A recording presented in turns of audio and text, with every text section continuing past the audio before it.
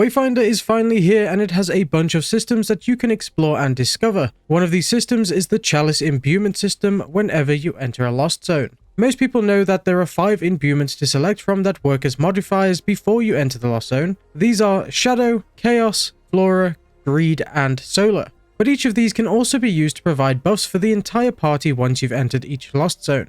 Today we're going to talk about what each buff is and what it does to help you pick the best buffs for your party when you enter a lost zone. To enable the buff once you have loaded in, you just need to find the Imbuement Chalice somewhere in the spawn.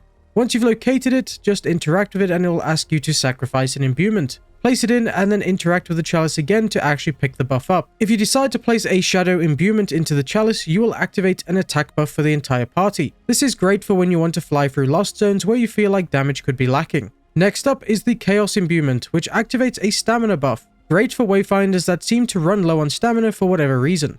I would probably use this on a Wayfinder like Senja just because I find myself dodging a lot in combat. Then we have the Flora Imbuement, and this buffs defense. Again, great for if your party is underleveled in a lost zone, it should help you survive more.